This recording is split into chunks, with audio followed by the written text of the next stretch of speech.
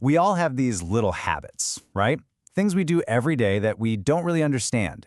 Behaviors that can feel a little strange, even to ourselves. But what if I told you those quirks aren't random at all? Today, we're going to decode the hidden logic behind the things you do every single day.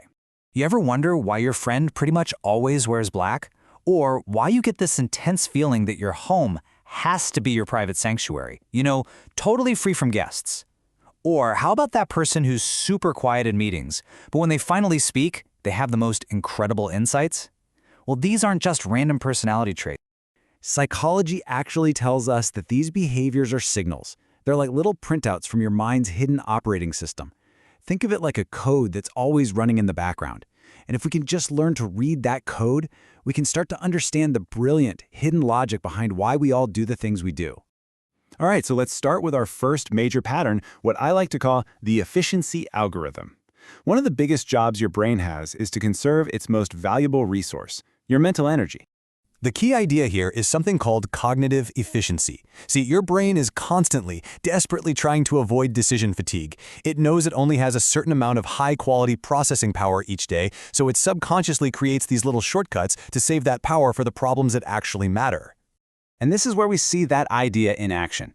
So the person who wears the same thing every day, they're not boring. They've just automated a decision that doesn't really matter to save brain power. And someone who'd rather stay home isn't necessarily antisocial. Their brain might just be looking for a low stimulation zone so it can think more deeply. It's all just a really smart form of self-regulation. So, let's be clear, this isn't a flaw. It's not laziness, it's an unconscious strategy. It's your mind managing its most precious asset, your focus, and deciding where to put its energy. Okay, so our second pattern builds right on top of that. This is the emotional firewall. These are the habits our brains use not just to save energy, but to actually protect us from emotional overload. This is where we get some of those real aha moments, laughing in a really serious situation. It's usually not disrespect. It's a psychological release valve that kicks in when emotional pressure gets way too intense. Hating guests? For a lot of people, home is the only place they can take off the social mask. Having guests forces that mask right back on, turning a safe space into a stage. And posting a ton online? Psychologists see that as a form of mood repair, using that social feedback to feel a little more stable and seen when you're maybe feeling invisible. So what's the one thing that connects all these behaviors? What's their single purpose? Well, it really just boils down to one word: protection. At their core, these are just sophisticated defense mechanisms, designed to regulate our internal world and keep us from feeling completely overwhelmed. I want to be really clear about this. These are not character flaws or signs of weakness. They are features, not bugs. They're the work of a mind that is actively and, frankly, intelligently trying to keep itself safe in a pretty chaotic world. And that brings us to our third pattern, which reveals how all these habits create your own unique social signature. This is basically the set of strategies your internal operating system uses to navigate the really complex world of human interaction.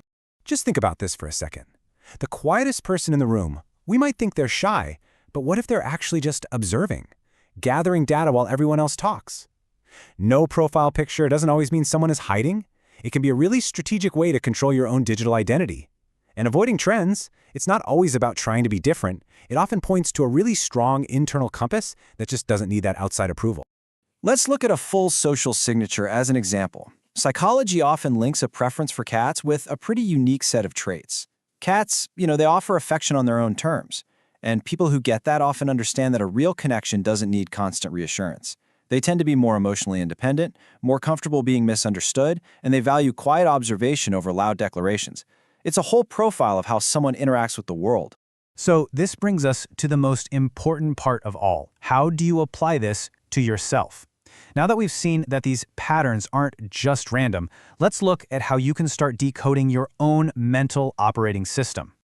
Your habits aren't just things you do, they are a language. Your subconscious mind is using them to tell you what it needs. And learning to speak that language, that is an incredibly empowering form of self-awareness. So how do you actually do it? Well, here's a simple little framework. First, just notice a habit and try to do it without judging yourself.